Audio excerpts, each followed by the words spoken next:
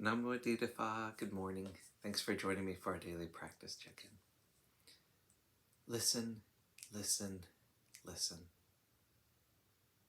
This beautiful sound calls us back to our true home.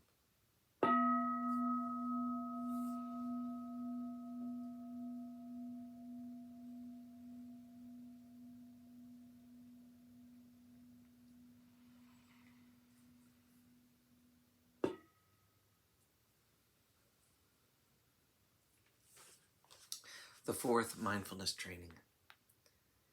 Aware of the suffering caused by unmindful speech and the inability to listen to others. I vow to cultivate loving speech and deep listening in order to bring joy and happiness to others and to relieve others of their suffering. Knowing that words can create happiness or suffering, I'm determined to speak truthfully with words that inspire self-confidence, joy, and hope. I will not spread news I do not know to be certain and will not criticize or condemn things of which I am not sure. I will refrain from uttering words that can cause division or discord, or that can cause the family or the community to break. I'm determined to make all efforts to reconcile and resolve all conflicts, however small.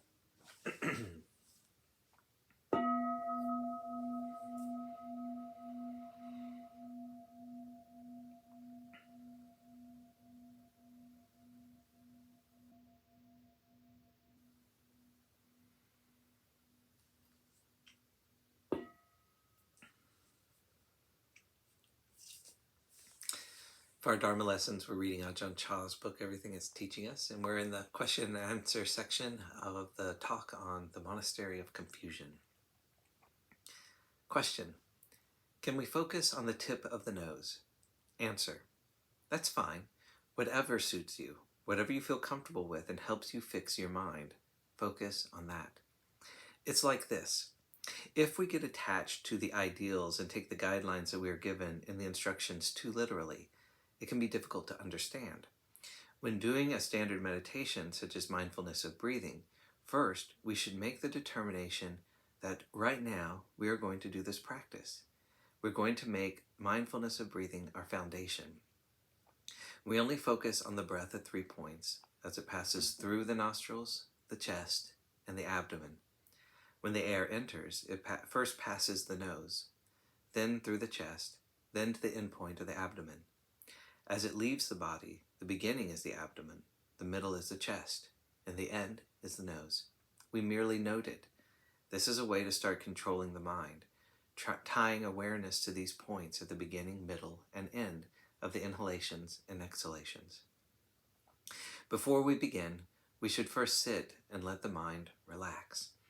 It's similar to sewing robes on a treadle sewing machine.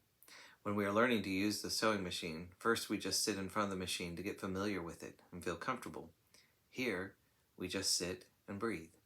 Not fixing awareness on anything, we merely take note that we are breathing.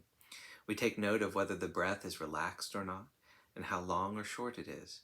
Having noticed this, then we begin focusing on the inhalation and the exhalation at the 3 points. We practice like this until we become skilled in it and it goes smoothly. The next stage is to focus awareness only on the sensation of the breath at the tip of the nose or the upper lip. At this point, we aren't concerned with whether the breath is long or short, but only focus on the sensation of entering and exiting.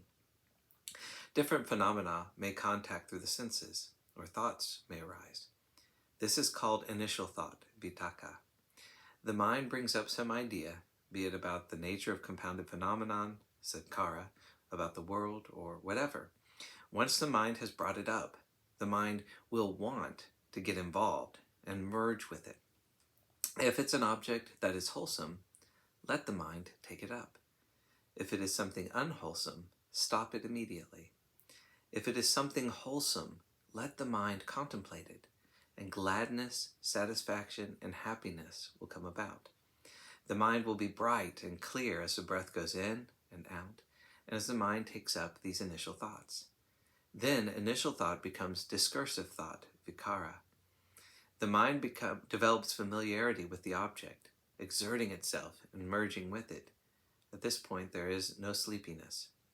After an appropriate period of this, take your attention back to the breath. As you continue on, there will be initial thought and discursive thought, initial thought and discursive thought.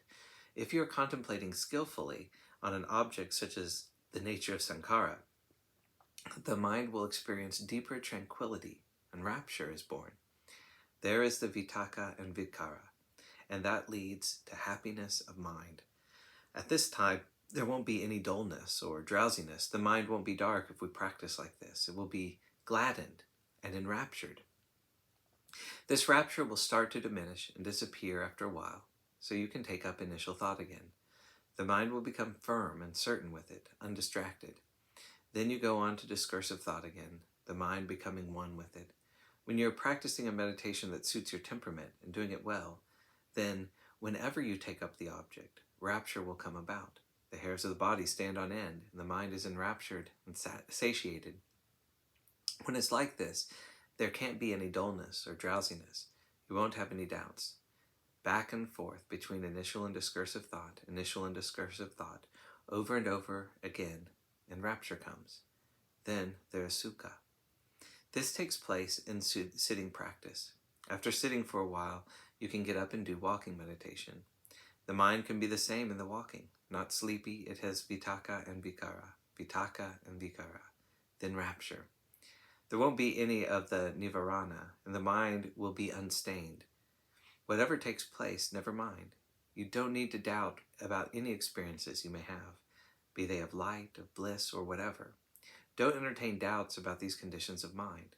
If the mind is dark, if the mind is illumined, don't fixate on these conditions. Don't be attached to them. Let go, discard them. Keep walking. Keep noting what is taking place without getting bound or infatuated. Don't suffer over these conditions of mind. Don't have doubts about them. They are just what they are, following the way of mental phenomena. Sometimes the mind will be joyful. Sometimes it will be sorrowful. There can be happiness or suffering. There can be obstruction. Rather than doubting, understand that conditions of mind are like this. Whatever manifests is coming about due to causes ripening. At this moment, this condition is manifesting. That's what you should recognize. Even if the mind is dark, you don't need to be upset over that.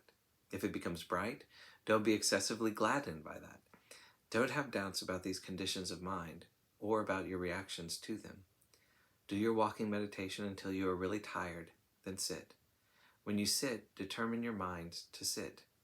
Don't just play around. If you get sleepy, open your eyes and focus on some object. Walk until the mind separates itself from thoughts and is still, then sit. If you are clear and awake, you can close your eyes. If you get sleepy again, open your eyes and look at an object. Don't try to do this all day and all night. When you're in need of sleep, let yourself sleep. Just as with our food, once a day we eat. The time comes and we give food to the body. The need for sleep is the same. When the time comes, give yourself some rest. When you've had an appropriate rest, get up.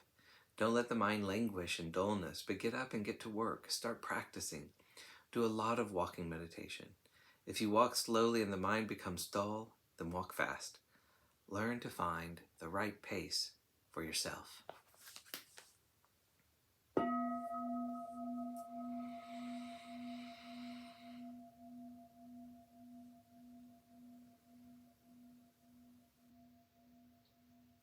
May all beings be well. May all beings be happy. May all beings be peaceful. Sadhu. Sadhu. Sadhu. Thanks for joining me today.